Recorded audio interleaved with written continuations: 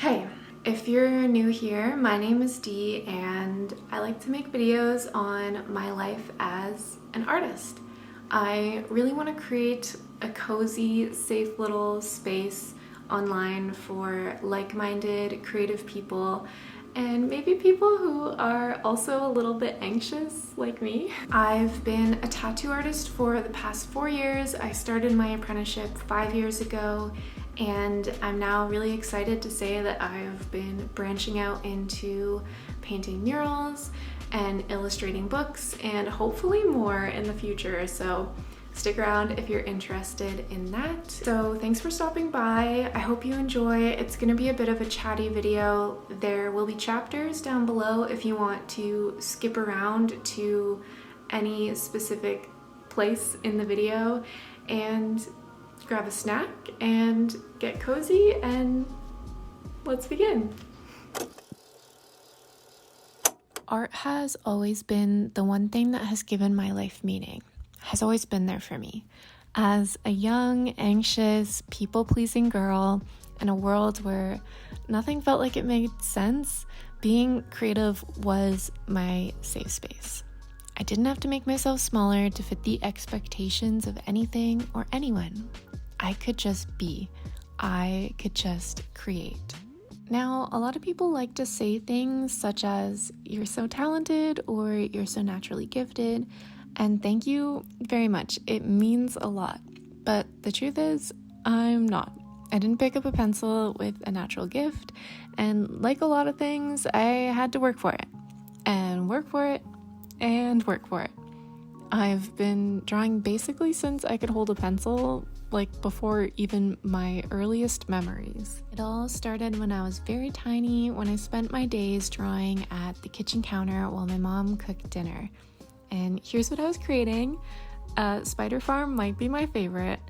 I'm lucky enough that I was encouraged to draw and that I never stopped. The art that you see me create now is 25 years in the making. I want to talk a little bit about where I started, my feelings during that time, and how I'm able to work full-time as an artist, and how you can too. I hope that my personal journey can be the push that you need to keep creating, and maybe if it's what you want, turn it into a full-time career like me. So most of my teenage years was spent in the service industry waitressing, and as someone with social anxiety, that was a really interesting choice. As much as I am thankful for that time period in my life, I made some lifelong friends from working in the industry, and thankfully I learned how to talk to people a little bit better. It made it a little less scary. So I'm thankful for that, although at that point in my life, I knew something needed to change. Working full-time in a social job as an introvert was so draining, and it felt like it was draining all aspects of me. I didn't want to create in any way. I consumed art more of an escape, which I will say is okay. That's a healthy thing to do. But I was consuming a lot of anime and video games, and now when I consume media like that, I get really inspired. Whereas back then, it was almost sad because I wanted to create things like that, but I didn't have it in me. I was so drained. After viewing such beautiful pieces of art, I left the experience not feeling inspired, but exhausted, that at some point I knew that I'd have to be transported back into reality. I would have to go back to work in a job that my heart just wasn't fully in it. Thinking of leaving, of quitting, I was terrified. I was stuck in some in-between space of supportive people telling me to just go for it, and people telling me I would never make it. I was frozen, and it showed in my creativity as well. A lot of the things I was telling myself was that pursuing art would be too scary, too hard, or that even if I was creative enough, that because it was me, I would ultimately end up failing. And one day I felt like I just woke up. I was tired of doubting myself, of being too scared of what other people may think. I was tired of feeling stuck. I was tired of the feeling of being uncomfortable holding me back from trying new things. I realized that if I kept living my life listening to those who wanted me to fail and being scared, I would wake up one day and regret that I didn't even try. I realized that I had to be brave enough to venture outside of my comfort zone.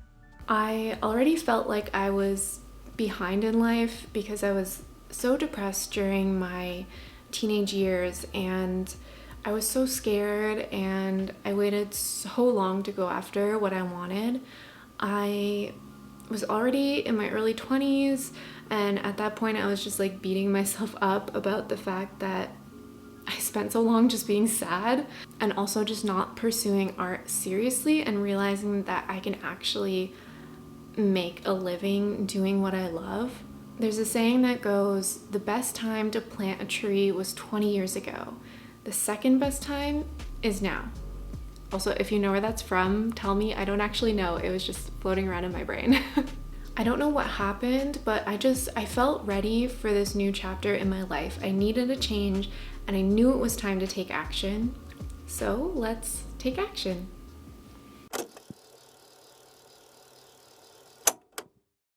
At this point in my life, I knew I wanted to tattoo. That was the end goal, and I looked at that end goal and immediately didn't know how to tackle such a big dream. I'm the type of person who gets too overwhelmed looking at the big picture, so I looked at all the baby steps on how to get there. This can apply to any career in art, whether it be animation, illustration, tattooing, graphic design, or whatever you desire. Your steps may look different along the way, but we all have the same end goal: to be able to be creative every day and make a living doing it. So for me, I started to develop a step-by-step action plan, asking myself some really important questions along the way that helped me flesh out what was really important to me and would actually help me make this goal more tangible. I asked myself, what do I need to support myself through this? Now, this question can be taken in any way that you like, and it's probably going to look different for everyone.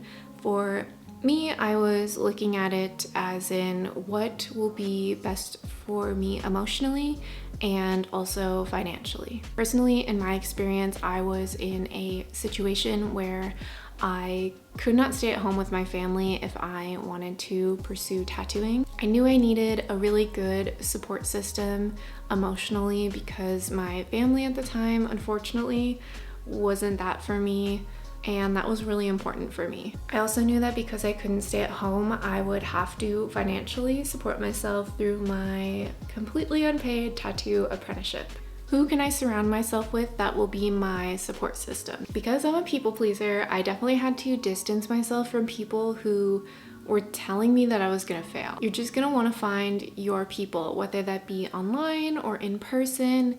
You're gonna wanna surround yourself with people who genuinely care, who genuinely want to see you succeed. It's always good to have someone to be there for you if you need to lean on them in any kind of way, and they'll encourage you to keep going. If you don't have anyone like that in real life, I know there's some really great communities online, as well as maybe trying to get involved in some local communities, just talking to people who have the same mindset as you and are also really interested in art, and just surrounding yourself with those like-minded people can really help. And in the beginning, I was a really big introvert. My circle was really, really small, and luckily along my journey, I met some really amazing people who wanted me to succeed and just wanted to see me happy and thrive, and I wanted the same for them. So even if you don't have any people like that in your life now, you could end up meeting people like that on your journey too.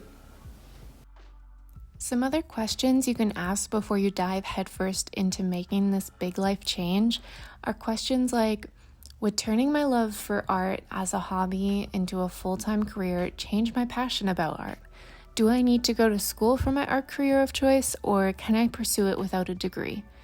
What are the pros and cons of pursuing a more steady or conventional, quote-unquote, career versus a career in full-time art? Once I spent time deep diving, journaling, and thinking about all these questions, combined with doing research on my specific career choice, for me that was tattoo artist, I was able to create a step-by-step action plan.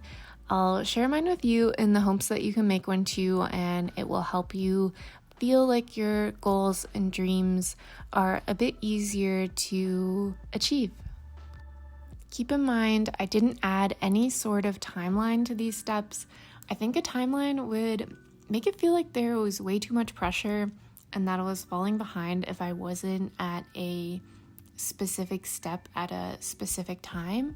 So keeping it open-ended, this way I could move through all these steps at my own pace when I felt like I was ready. Okay, so number one for me was save money to support myself. Because I couldn't live at home, I knew I had to save money to support myself financially through this big career change. I also knew from my research that tattoo apprenticeships were generally 2 years long and the first year being completely unpaid. If you're going to school, maybe you have the option to take out a student loan so you can skip this step, but for me, I'm very thankful that working in the service industry, I was able to just squirrel away all my extra tips. Having those funds to fall back on, it definitely helped with my anxiety and took the pressure off, and I could just kind of go at my own pace. So even if you're wanting to start your own business, like small cozy art business, I think having an emergency fund like that so that if things aren't going as fast as you want, you have money to fall back on. I feel like it took 2 or 3 years to save that up. That might not be accurate, but yeah, so just do this at your own pace. I wasn't like scrambling to do this, but I was using my drive to tattoo to propel me to like actually save money and be motivated to do that. And number 2 for me was move into a safe space. Once I had my savings in place, I moved into my own little studio apartment, which I loved. I knew that for my mental health that I just really needed my own space. There was no one to tell me what I should be doing, what I should be working on, and it just felt so safe and cozy, and I felt inspired and I felt excited for my future. And yeah, because of this safe space, I really felt like it was a lot easier for me to push myself out of my comfort zone. So if you have the option to do that, that's great. If you have a loving and supportive family and you can stay home and save money, that's also great. Pick the situation that's best for you and will inspire you and make you feel the most creative. So 3 for me was develop and refine my tattoo apprenticeship portfolio. Throughout the first 2 steps, I had been working on art with the intent of putting it in a tattoo portfolio, but this is when I really started curating my portfolio and watching videos on YouTube on how to make really great looking portfolio. And it took a really long time because I was so busy, but I think it was essential to really take that time to make sure that I had a curated gallery of all of my best work. And number 4 was approach tattoo shops.